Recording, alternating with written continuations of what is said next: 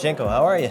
I'm good, thanks, Sean. Thanks very much for inviting me. Here we are. Yeah. In the media room at Infosecurity 2026. It's been busy. It's too crazy noisy at your booth. Yeah, it is. We had to escape for a minute to have a good chat. We did, so we can sit down and have a good chat. But yeah, no, it's been a lot of people stopping by. It's good. It's been good, and I think today's going to be super busy with the tube strike now not going on today. So No strike today. Get some people into the London City area, and we had a good chat at the booth earlier. We did. Reminiscing about some good old Yellow Jacket times. Sharing some stories there. We've seen some things. Indeed. Unfortunately, it's the grey hairs on the side. Right. It's always the giveaway. But it's been an interesting old time. So It is, and everything that's old is new again, or new is old again. I don't know how they say that, but I feel old again. New again? No, I feel new again. We were talking about that just the other day. It's like there's the trends in cybersecurity really haven't changed that much, Right. and it seems to be stuff's coming back around again, and people are just kind of going, oh, this is important now, this is important, and I think that's what we're seeing, the major changes are. So I think for me, from my perspective, some of the language changes, and I think the industry's done a good job bringing attention to the need, maybe over getting too much attention in some cases.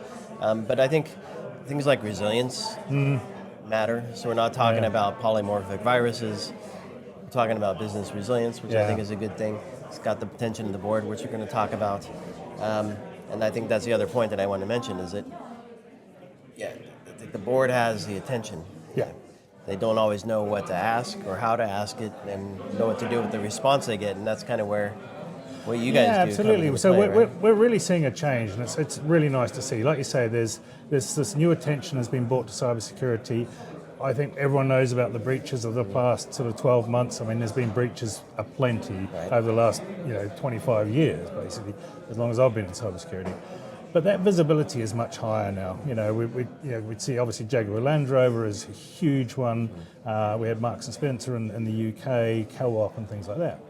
That is filtering up. And I had a conversation a couple of weeks ago with a couple of friends of mine, CISOs, and we're seeing that rhetoric change in the boardroom now to saying, okay, are we okay? And I think this is the key thing, is that rather than just sort of sitting there assuming, going, okay, my IT guys have got it, my SOC's got it, they've got it at our back.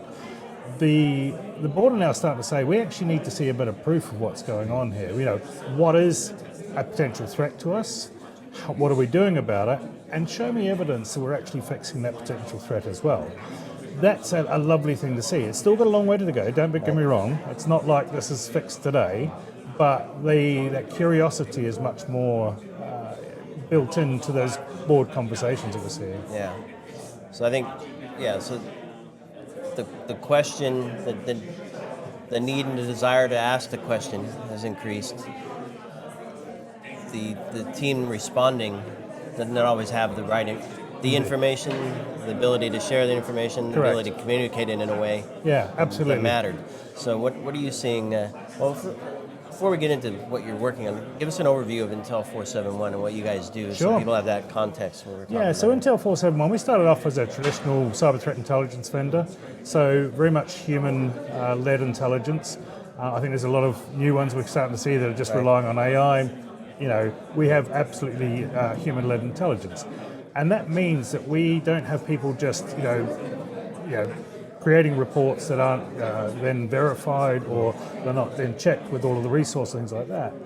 And we have got around 100 analysts, that have different language skills, obviously many different language skills. They can sit in interesting forums, they can sit in very kind of places that you and I wouldn't probably want to go on the internet, but these guys are expert in their field, and they can pull out this information, and whether it's tracking a threat actor and what they're targeting, whether it's politically motivated, it might be money oriented, it might be state actor, state threat actor, right through to malware families. We have a patented system that tracks all of the malware families, about 250 malware families. And then we wrap this around what we call our general intelligence framework. And that basically breaks it down into the different areas of cyber threat intelligence. So it's not just an overwhelming lump of information. It's broken down, it's easily digestible, it helps analysts really focus on what they need to see. And we also have this, built around our platform now, which is what we see as the three main areas a mature SOC is requiring now. So cyber threat intelligence, as I said, that's our root, and that's based around everything.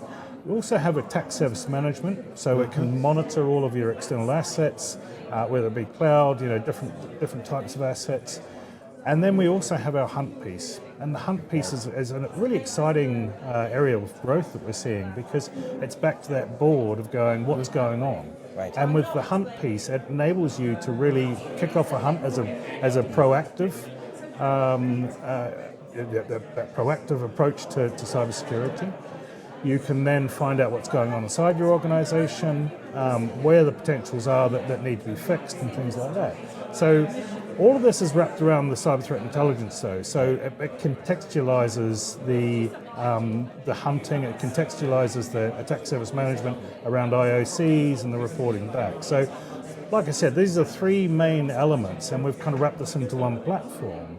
These different modes that enable people to carry out all of this activity that then gets built up to a report to go back up to the board to say, this is where we're at, this is what we see, these are the threats, this is how we've neutralized them, this is what the action we've taken against them, and that's the shift that we're seeing from the board level, basically. Right. So let's talk through some of the questions that the board's asking and how you kind of help the team in the SOC and the greater security operations team respond, because I think there's are we vulnerable?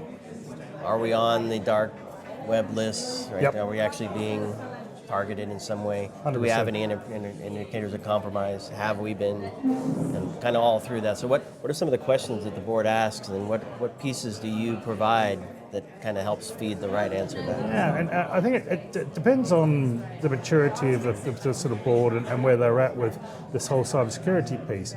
The ones that we find with the more mature SOC and things like that, they're asking that, one of the key things they're asking is like, are we okay? And if we could go down, let's start off with the geopolitical sort of path. Geopolitical, it might be, nation-state actors, which I spoke about earlier. It may be, supply chain issues, the Strait of Hormuz, if that's part of my supply chain, how does that impact my business? It might be global markets, how are global markets being impacted by various sort of conflicts and things within that are going on with the wars or political influence, it might be sort of social engineering coming from Russia and things like that. So one of the key things is like, how can we ensure that our global market is protected to the best ability? So the geopolitical stuff is a early warning system, if you like, to give leaders that ability to say, oh, okay, we're going to have to shift focus from this market to this market. We can bolster from this supply chain rather than this supply chain. We have a threat around this state actor because they have a known MO of targeting our particular industry and things like that. So that's one of the things that we're seeing a lot more demand for is how safe are we in that geopol sort of umbrella, if you like. We then move on to saying, does this affect us? And as the board get more and more educated, as particularly from the C-level suite, they're asking the right questions. How does this affect us? I read about this in the weekend. Are we affected by this? And so what we've done, obviously we've got the threat hunting, which I spoke about, but we've also created this thing called retroactive threat detection. Now, as a new IOC report comes out, it may be something that's not been covered before. It might be a bunch of new IOCs that have just surfaced and that sort of thing. How do you then say, is this inside my infrastructure, is it inside my network, is it inside my organization? And so what we're able to do is build detection queries in seconds that an analyst then can pick their, whatever their choice of SIEM or SOAR platform, Sentinel-1, Microsoft Palo Alto, run that query in seconds and then give that report up to the board to say, here we are, we know we're clear from this particular IOC. So we're seeing that sophistication really come in, and it's basically asking that question: are we okay? Are we under threat? If we're under threat, what are we doing about it? How are we proactively protecting ourselves? What do we need to do, basically? So right. So how does the question that probably came up during some part of a board meeting, executive leadership team meeting. It's taken as an action item to go find out, right? Yeah. Either directly or somebody in the meeting passes it to whoever owns the answer. How does that make it into what you offer as a solution? Is it a prompt in a UI? Is it engagement with the team? Is it automatic? What's that process going? It's through, depending on what degree of depth they want to go to. So we can put together an executive report very quickly and very easily from using all of the different resources in our platform. Like I said, the cyber threat intelligence, the hunt piece, and also the attack surface management piece. We can build that into a high level exec summary to sort of say, this is what we've done. Or we can go into depth and say, we had this issue with, it might be domain squatting or something like that. We might have an issue with, some social media. And, we had one customer recently, there was rumors of a merger going on, and someone had typo squat a domain. That was a problem because they then started to email from that domain the internal employees of that organization, and so they basically were able to take action with that. Now, that's something the board needs to know about, because if they're paying for all these services and they're like, well, are we protected or are we not? So it really depends on the maturity of the board and what they're looking for. Like I said, it can be a high-level executive summary right through to a detailed, this is the actions we took, this is the hunting we took place, there's the retroactive threat hunting we put in place. And, I think we're seeing a general trend to more and more of they want to get into the detail. Right. Not into the weeds, but into the detail. And I think that's the key thing that we're really seeing the shift, which is nice to see. I love that scenario. Maybe you can pull another one or two out for us here, where it's not just, are we running this piece of kit and is it vulnerable and is it under attack? It's bigger business stuff as well, like M&A activity. So any other stories from customers you can share where they're like, thank God we had Intel 471 because we were able to get ahead of this situation that was about to brew? Yeah, I think it like I said, it mentioned the geopol stuff earlier on. With everything that's going on in the Middle East, which I think is very obvious to everyone, it's the targeting of business disruption. So, our customers are generally extremely large global organizations. It's how are they starting to target? And we've had one customer come to us and we found that it was a particular threat actor that was targeting our organization. And this customer, we were able to give them an early warning system. They weren't actually even a prospect at the time, but we basically reached out to them and said, we don't believe in ambulance chasing. We don't believe in scaremongering, things like that. We help in a very proactive way. We were able to give them a heads up on the threat actor that was targeted because they were talking about this as an organization. It was, if I remember correctly, it was politically motivated. We'll leave it at politically motivated as a general theme, but it was politically motivated. We were able to give them a heads up. They were like, wow, we didn't even realize you could have this early warning system this early, that before even an attack starts, you and I both know about the defenses on the perimeter and EDR and things like that. Before that even starts, before it's even formulated, you're giving a broad spectrum of this is what the threat actor does, this is their MO, this is how they get in, this is how the TTP tactics, techniques and procedures they use, and you're basically giving them that early warning system so they can start taking proactive measures. Now that may not necessarily be just within our platform, that's across the board of all of the defenses they have in place. Yeah, it's the pre-prevention. And that's the thing, and this is what we're seeing is that, we're seeing a lot of CISOs, a lot of board are sort of going, we didn't even realize, even though, threat intelligence has been around for 10, 12 years now, we didn't realize we could be so targeted and specific around us as an organization or our industry or our particular, business go-to-market or whatever it may be, basically. Yeah. So the response in some of those cases, as we wrap here, doesn't always have to be tune your firewall or change your EDR, NDR rules, or whatever it's going to be, right? Sometimes it's prepare the executive leadership team to, might be even some personal ransomware that might be coming their way.